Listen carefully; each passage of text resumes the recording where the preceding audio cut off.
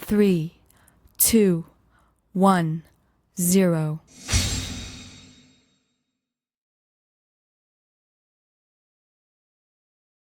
Students, हम लोग अपने ये last lecture of standard 9th mathematics में अवेलेबल है और ये हमारा लेक्चर होगा ये based on graphical representation of statistical data. बच्चों, यहाँ पे स्टैटिस्टिकल डाटा का मतलब हुआ ग्रुप डाटा, जिसको हम लोग क्लास इंटरवल कहते हैं। इसका मतलब हुआ है कि वो क्लास इंटरवल में नंबर ऑफ ऑब्जर्वेशंस अवेलेबल है। दूसरी इंपॉर्टेंट बात कि वो class interval regular class interval होना चाहिए। जैसे कि एग्जाम्पल लो, 0 से 10, 10 से 20, 20, 30 एंड सो ऑन। और इनका जो फ्रीक्वेंसीज है, नंबर ऑफ ऑब्जर्वेशंस है, और वो क्या होना चाहिए? डिफरेंट। जनरली बच्चों हम लोग देखा करते हैं, चाहे आप क्रिकेट देखते हो या आप किसी साइंटिस्ट का एक अपना रिसर्च की ऑब्जर्वेशंस बताते हुए देखते हो, या कोई टीचर्स अपने क्लास की बच्चों की हाइट का रिप्रेजेंटेशन की बात करते हैं, उनके मार्क्स की बात करते हैं। जनरली टीचर्स यूज करते हैं वो बार ग्राफ के द्वारा, या वो हिस्टोग्राम के द्वारा, या फ्रीक्वेंसी पॉलीगन के द्वारा, कि वो किस तरह से वेरिएशन हो रही है, कौन सी टीम किस टीम से किस तरह से ओवरवाइज वो अपने स्कोर्स को वेरिएट कर रहा है और उनकी सिचुएशन क्या है। तो बच्चों, यहाँ पे सबसे पहली बात हम लोगों को सीखना चाहिए कि व्हाट इज बार ग्राफ। तो bar graph means continuous arrangement of rectangular spaces along with the frequencies in one quadrant of a Cartesian plane, that is called bar graph। और हिस्टोग्राम क्या है? तो continuous arrangement of rectangular surfaces along with their frequencies on one quadrant of the Cartesian plane is called क्या? Histogram. But बच्चों, representation of the frequencies और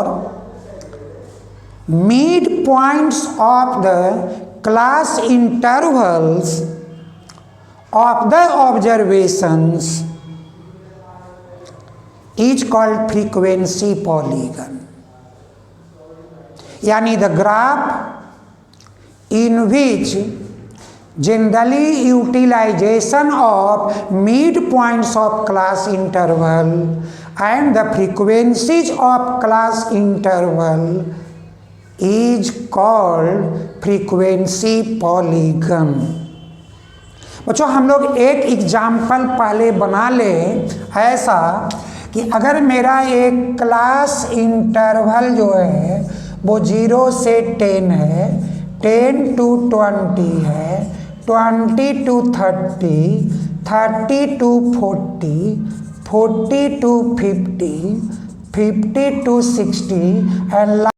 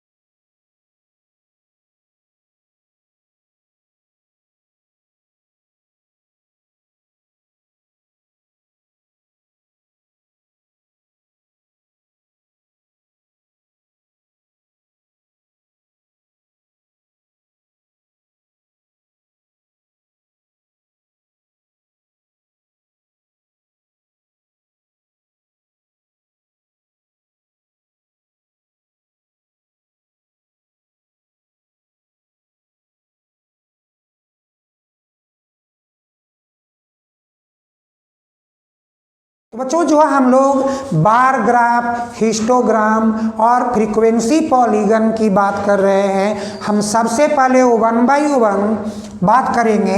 पहले हम bar graph की बात करेंगे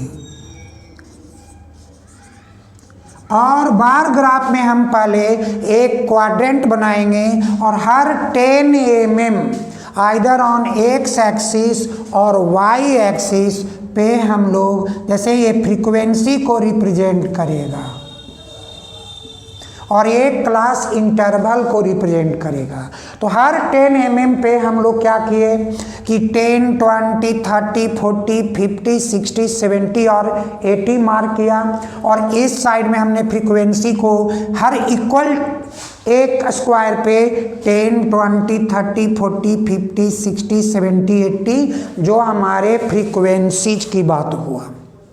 बच्चों अब हम लोग क्या करेंगे कि पहले बार ग्राफ का रिप्रेजेंटेशन कैसे करने जा रहे हैं, तो हम यूज कर रहे हैं lower limit of class interval and its mid value along with the frequencies.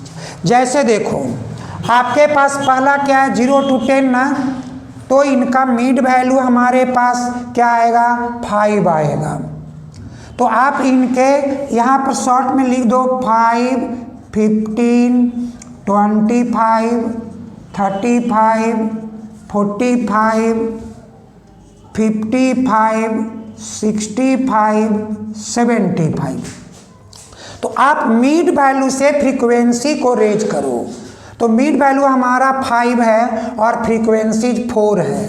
4 का मतलब हुआ कि आपके पास ये जो मीड होगा, हर किसी का मीड होगा, इनके 1 mm लेस, तो आप 1 mm लेस तक इनको ले जाओ और 1 mm लेस में ले करके इक्वल आप 10 पे इनको प्लेस कर दो। सेकेंड क्लास इंटरवल का मीड वैल्यू हमारा क्या आएगा 15 और इनका फ्रीक्वेंसीज क्या होगा 10। तो आप इसको 15 को 10 पे ले जाओ और इनको 20 पर ले जा करके रेक्टेंगुलरली प्लेस कर दो। अगले क्लास इंटरवल 20 to 30 के बाद 30 में 15, 20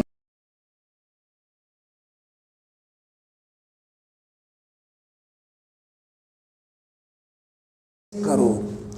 अगला तुम्हारे पास 30 to 40 जिसका मिड वैल्यू 35 है। अब 35 से किस पर ले जाना होगा 22 पर। तो आप 35 से रेज करके आप 20 से 2 mm ऊपर ले जाओ, जिसको कि इक्वली आगे प्रोड्यूस करके अब 40 पे आप रिप्रेजेंट करो, यानी उनको गिराओ।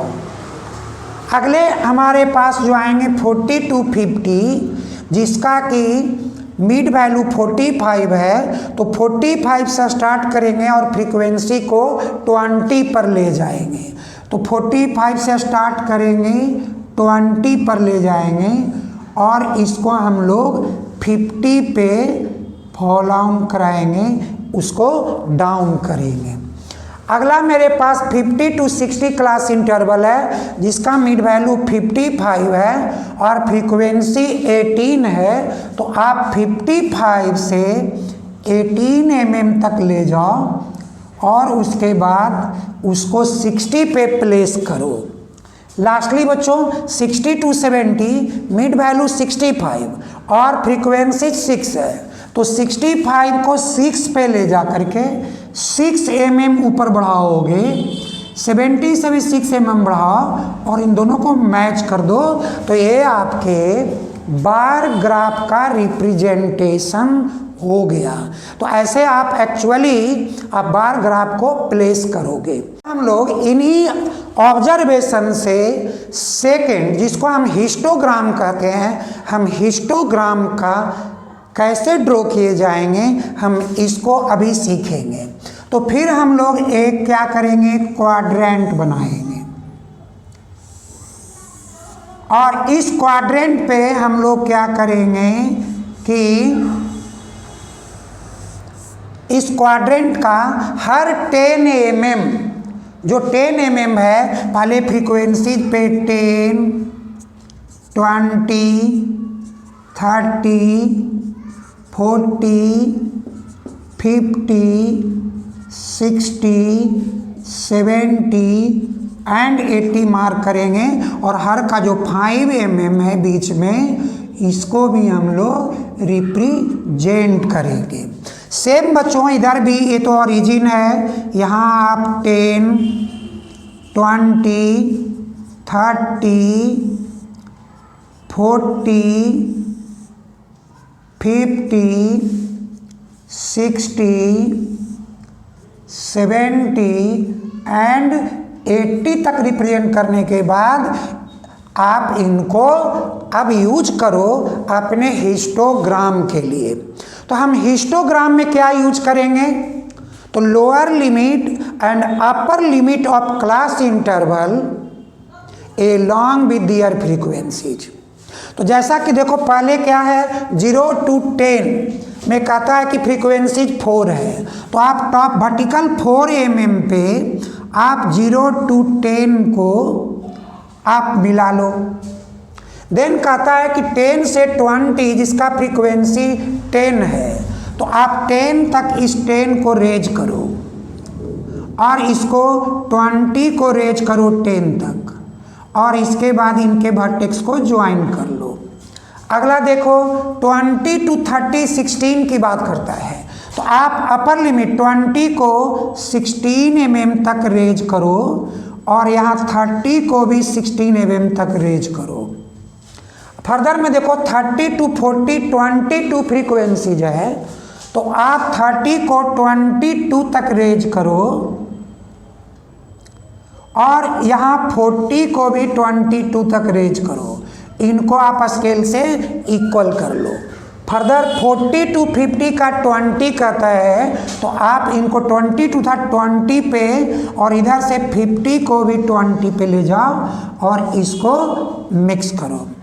फर्दर 50 to 60 18 है, यानी डाउन है, तो आप फिर 2 mm डाउन यहाँ मार्क करो और 60 को 18 तक ले जाओ, स्केल से इनको मैच करो। पर लास्ट हमारा 60 to 70 जो 6 फ्रीक्वेंसी है, तो आप 6 mm पे यहाँ मार्क करके और 70 को 6 mm तक ले जाओ और मैच करो, तो ये आपका हिस्टोग्राम रेडी हो गया। तो इसको आप क्या कहते हो? हिस्टोग्राम। तो ऐसे आप ग्राफ पेपर पे हिस्टोग्राम का फॉर्मेशन करोगे along with lower limit upper limit of class interval with the respective frequencies. बच्चों अब हम लोग सीखते हैं इन्हीं ऑब्जर्वेशन से कि किस तरह हम लोग फ्रीक्वेंसी पॉलीगन को मार्क करेंगे।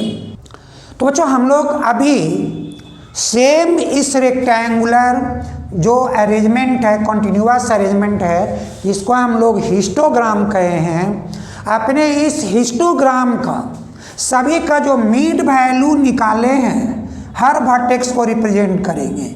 तो ये मिड वैल्यू हुआ, ये मिड वैल्यू हुआ, ये मिड वैल्यू हुआ, इसका ये मिड वैल्यू, यहाँ मिड वैल्यू, इनका ये मिड वैल्यू, इनका ये मिड वैल्यू, और अब इनके आगे क्लास इंटरवल का मिड। और चूंकि यहाँ नहीं है तो आप इसको एक्सटेंड करो और यहाँ भी 10 mm माइनस में होंगे, इनका मिड वैल्यू को मार्क करो।